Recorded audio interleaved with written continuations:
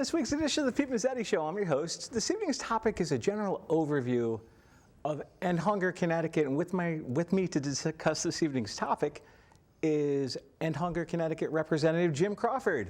Peter, my friends, good to see you. Jim, how are you, my friend? Good to see you. It's I'm been a long time. Thrilled to be invited here on the historic night where you're doing 50, 51, and 52 There shows. you, that's huh? right. That's Yeah. right. We did tape 50, great. 51, and 52 tonight. That's great. We did. That's great. So I was wondering, can you tell us a little bit about who Jim Crawford is and exactly what End Hunger Connecticut is? Sure. I'm a representative of End Hunger Connecticut. I do primarily work with school nutrition programs. Okay.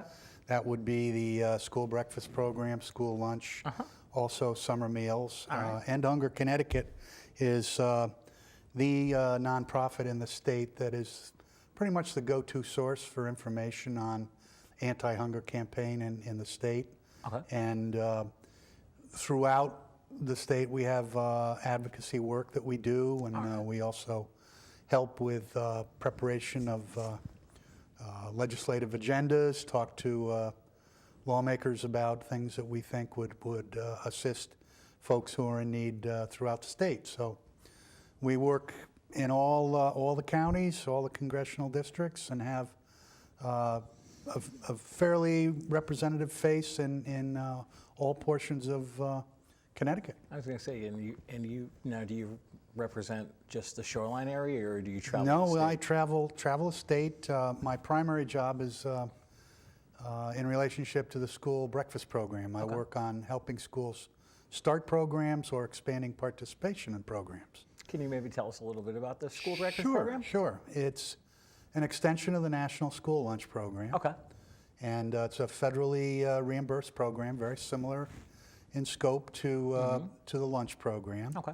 And we are working very hard to make sure that it gets to all the communities in the state and feel that it's not just a program that's helpful to children who are financially strapped, but it also helps them ensure that every child comes to school and is ready for the learning day. Okay. We know all the research tells us that kids who are properly fueled can learn at a much more rapid rate, retain a lot more information, and they score significantly higher actually on mostly math-related standardized tests. Really? Yeah, and it's an important component because as a former teacher, I know that we valued as teachers the early part of the day as the prime learning time, and if kids are not getting a balanced meal and first thing in the morning, then by 9:30 or 10 o'clock, they're not at their optimum levels. Exactly. And they have to wait until lunchtime to get to get fueled up again. So it's a very key component, we think, to increasing achievement in schools and making kids more ready to learn and more resourceful in their abilities to memorize and to understand, to calculate, and to not only memorize and retain. Retention is a big issue, and we find that is a significant help. Now, as far as the elderly or the aging, what I really wanted to talk about today was pretty much the scope of the hunger issue in our 9-town area. Yes, and I use the 9-town number, the 9-town aspect, because that's the district we're all familiar with through the bus program, and it's those towns that all of your viewers are most familiar with. Well, let's talk about it. Yeah, well, it's important to know that this part of the state, lower Middlesex County, we have a significant number of seniors, mostly on fixed incomes, and you'd be surprised to find how many of those seniors are grandparents who now have custody of grandchildren. Matter of fact, across the state, this phenomenon continues to grow. There are about 61,000 children who live in the state of Connecticut with a grandparent in the home. And of those 61,000, 18,000 of those kids are being taken care of primarily by their grandparents. So this is this is a significant issue for our population and the demographics that exist. We need to look at this because the state as a whole is aging, and we have a real problem with the demographic of the 20 to 35-year-olds. We have the worst record in the country for keeping 20 to 35-year-olds in Connecticut.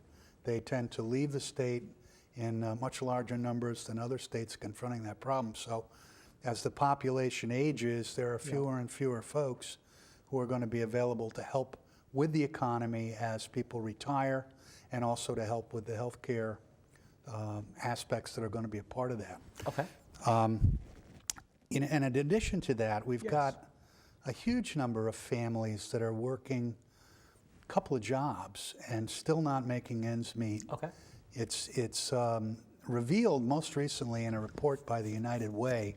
It's called the ALICE report. That's an acronym for Assets Limited, Income Constrained, Employed. What it means is these are folks who are working, poor, and they are in a situation where their housing, their child care, food they put on the table, transportation needs, and healthcare needs, their budgets are so strained that they can't adequately meet those basic essentials. So if you are a typical family of four in lower Middlesex County, you have to make upwards of $66,000 just to be able to meet those basic needs. For a single person, it's $23,000. So we know that at $66,000, that one wage earner would have to be bringing in about a job that paid about $32 an hour. So there are a lot of folks who are in very dire situations. Just to illustrate that point, if you look at the number of folks who are in poverty, defined by poverty by the federal government, and then you also add the percentage of folks in that particular town that are on this ALICE edge, on this edge where they have difficulty from paycheck to paycheck meeting their basic needs, you find that that's the strained population. Surprisingly, one of the worst statistics is the towns that have what are relatively low poverty rates, but very high percentages of folks in that ALICE category. Westbrook, as an example, has only 3% of the people in poverty, but 31% of the people are on the ALICE list as being stressed. So you put those two together, and that's 34% of the people in the town of Westbrook that are paycheck to paycheck and in very, very difficult situations.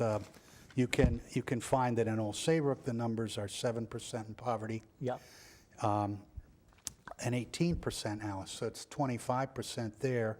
Clinton is 5% poverty and 23% ALICE for a total of 28%. 28%, right. So unfortunately, this is a number that we now need to look at more carefully because it measures those folks who are right on the edge, right there in need of some kind of assistance, but they don't qualify for the kinds of programs that we typically call safety net programs. What is a safety net program? Well, food stamps, the WIC program for women, infants and children. It might be some kind of a housing subsidy. Those programs that are designed to help people in situations where they can't put food on the table. We also have a critical problem with available workforce housing. That means housing that folks can afford and not spend more than 30% of their income. The federal government says a guideline should be somewhere in the neighborhood of 30% spent on housing, including, if you own the home, including the mortgage, taxes, utilities, all those things connected with it. Way too many people in our area are spending far more than 30% on those things, and that's a critical area that needs to be looked at too. Exactly. Now, how closely do you guys work with like the United Way? We assist the United Way in education programs and help with the outreach that is necessary. Many people who are qualifying for SNAP, formerly food stamps, Yep. don't get that because they don't either realize that they qualify, or they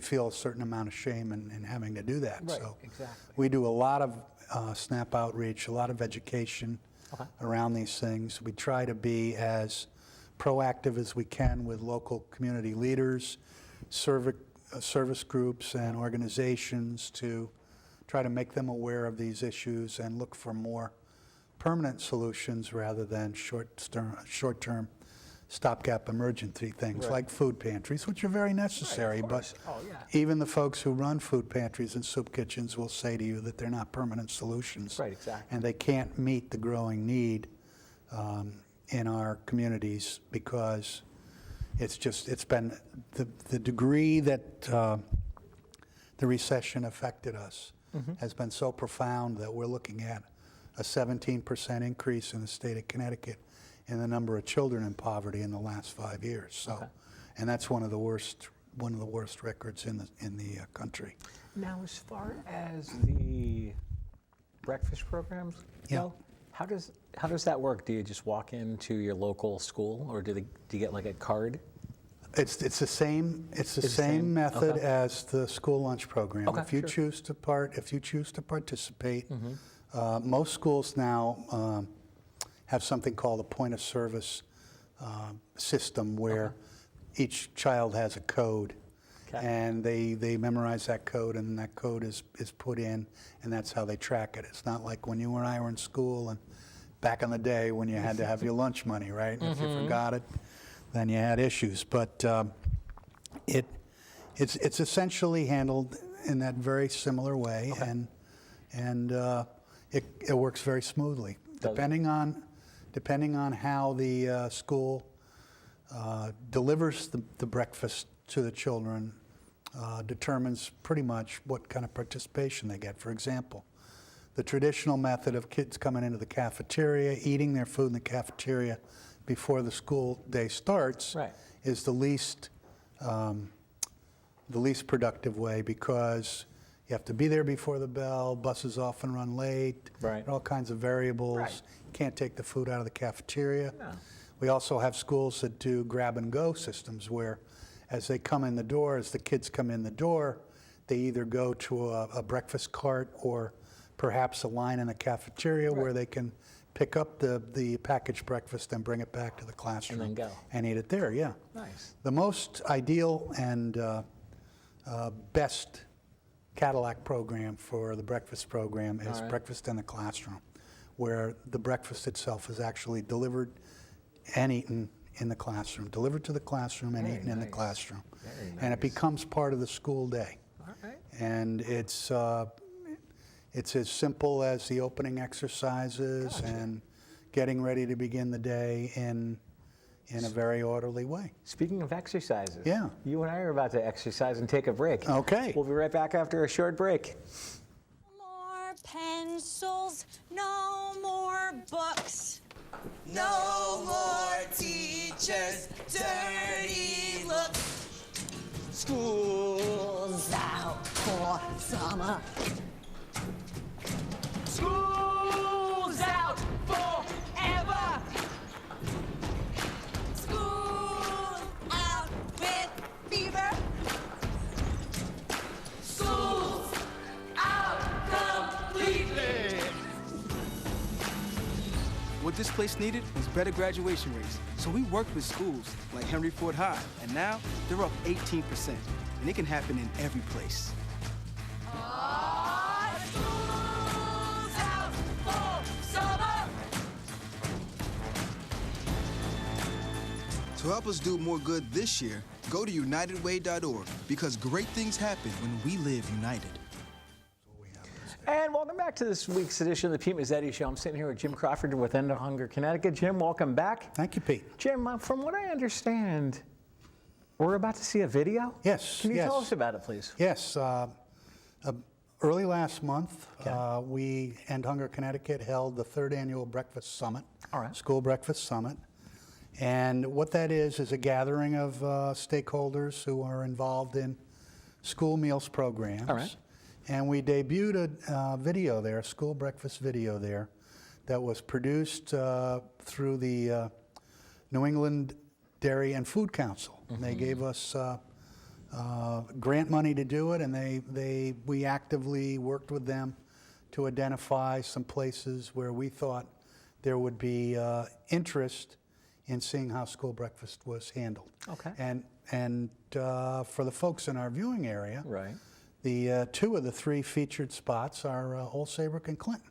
Walsh. The third one is with a father of four who teaches at an elementary school in New Haven, Rasan Yearwood. Okay. And we'll see some local folk in this, and we'll also see Rasan.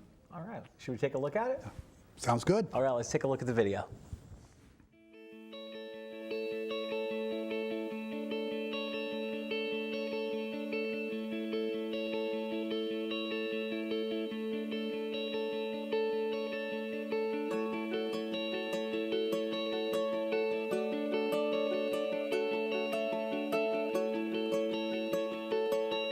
If kids aren't getting the initial start to their day from a nutrition standpoint, they're just not going to do as well in school throughout the day. Many children, no matter what household they come from, breakfast has lost its importance. It's rushed often, it's not monitored, it's not a time to be together. We have a large population and a growing population of students who really aren't coming to school with having had a breakfast. And some of it had to do with resources, some of it had to do with time and energy. Kids and families and parents are all scrambling at that important hour of the morning.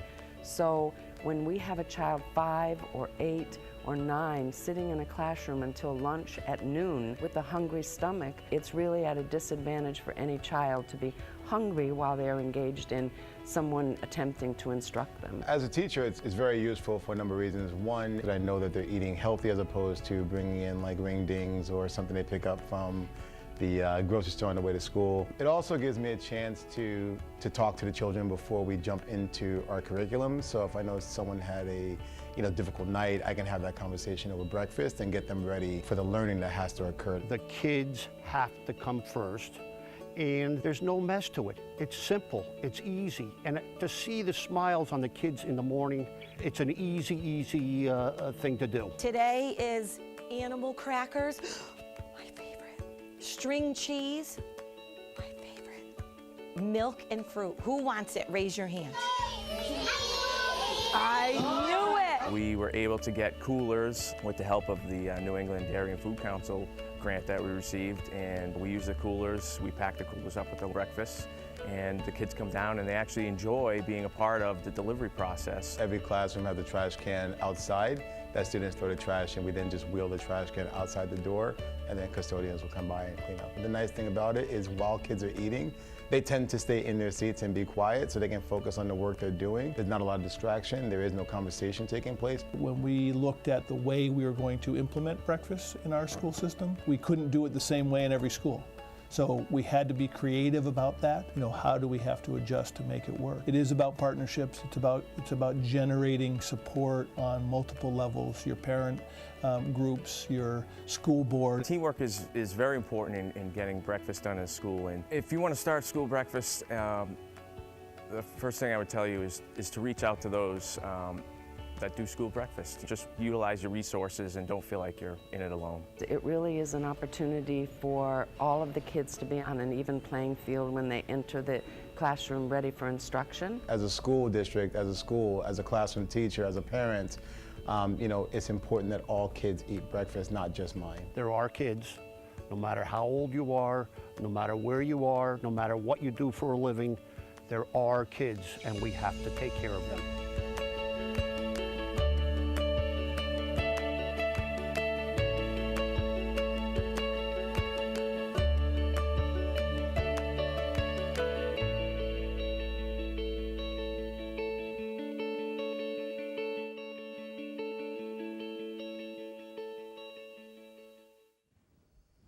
And welcome back to this week's edition of the show. We actually just saw a very informative video with End Hunger Connecticut talking about the breakfast program and Jim, would you mind telling us a little bit about what we just saw? Well, I'm happy to, Pete. It's pretty obvious that we had Superintendent Jack Cross from Clinton, along with Food Service Director John Siciliano and head custodian at the Joel School, John Cody. Yeah. And they were talking about how they brought the school breakfast program into the town of Clinton. And I think one of the most important things to remember was Jack's point about not every school is the same. And the method of delivering food to the kids should fit the style of the school, should fit the character, the culture of the school. So there's flexibility, there's innovation, there's a respect for the culture of a building and how it fits into the school community. And it was done very nicely in the town of Clinton. It was. Now they'll move forward and try to increase participation in the schools, and they've established a firm foothold, and people are beginning to see that the benefit of having school breakfast in everybody's hand and recognizing that everybody's prepared for the day is invaluable. We have some pretty shocking statistics, I think, for this area. Most folks tend to think that the shoreline, because we're near the water and a lot of people like to vacation here, that it's a very upscale kind of place. And in many ways, that's not the case at all. No.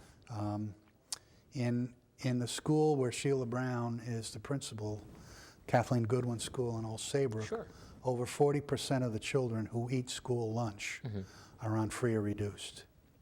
Really? That means that of all the children who participate in the school lunch program, over 40% of those children are on free or reduced price meals as defined by the federal government. Now that's a huge percentage. It is. The number in Clinton at Pearson is also over 40%. Really? Yeah.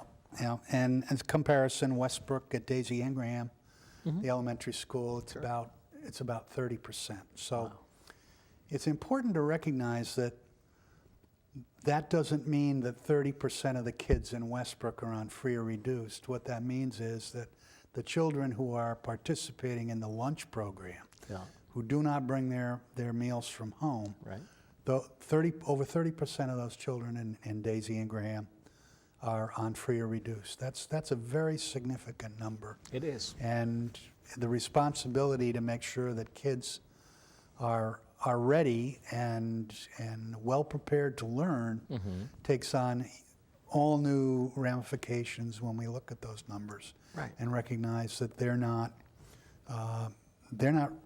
prepared. No, definitely. And we see evidence in all the research that the children who struggle most with achievement are the ones who, in many cases, are from free and reduced meal backgrounds. So that's extremely important. I just wanted to let you know that over the last 5 years in the town of Clinton, the number of children who were on free or reduced has increased by 99%. Which is a shocking number, but in Old Saybrook, it's 145%. Yeah, so 145% increase from, total school population from 7.7% to 18.9% on free or reduced since 2008. So it's a huge increase, and in our 9-town area, the lowest figure for percentage is in Westbrook and Deep River at 21%. So it's a significant problem. It's not one that can be fixed through soup kitchens or the food pantries. It's not something that can be fixed with community gardens. It's something that has significant long-term detrimental effects if it's not addressed in a very effective way. And we need to be sure that we're delivering these kind of programs as best we can with the resources we have available and making certain that the programs fit the schools so that they become part of the school day. As you can see in the video, Yeah. with those younger kids and Dawn Renato from Old Saybrook, who is their teacher, Yeah. that's integrated into the school day. Right. So it becomes part of their early morning routine. Right. And it's a very simple, straightforward activity. Lots of times when adults think about breakfast, they think about scrambled eggs and toast and, Right. and bacon or something. These are very simple, balanced meals that include juice, some type of fruit, a whole grain, and milk. And it's a very simple, sometimes packaged Okay. meal that can be eaten in less than 10 minutes. Okay. And as John Cody points out in there for the custodians, it's a very easy fix. It's a very simple, straightforward program, and it doesn't create a big mess for anybody. Okay. Now, let me ask you a Yeah. question. As far as the role that you're in, Yeah. and you being a former educator, Right. in your mind, how important is the school breakfast program? Well, why? I can tell you that in the schools that I've gone into where it's done very effectively, it's an amazing cultural change, because when people eat together in an ordered environment like that, it produces a sense of school community that's absolutely remarkable. And if you've never seen it, it's very hard to describe it. But adults and children who are eating together, they're sharing experiences, they're getting ready for the school day, they're far more focused, and there's very little issue with it being disruptive in any way. Right. And the State Board of Education has been very supportive and says it's all part of the instructional day. Okay. So it's important to remember that. And I think schools there always are new innovations, but bottom line, schools don't change quickly. Right. And we've got an issue in our state that we need to address, and that we got into this mindset that everyone had to go to college. Right. And we now need to be sure that we help all the children with all their different talents. We've got some terrific technical schools in this state that need to be enhanced, and that's a key part of what we'd like to do, is make sure that those kids with those kinds of talents have the opportunity, because there are literally hundreds of advanced manufacturing jobs available in the state of Connecticut that go begging because we don't have young people who are trained to do it. Jim Crawford from Hunger, Connecticut. Thanks for coming down, my friend. Always a pleasure, Peter. We'll see you Thanks soon. for having me. No problem. Take care. On behalf of Jim, I'm Peter. Thanks and good night.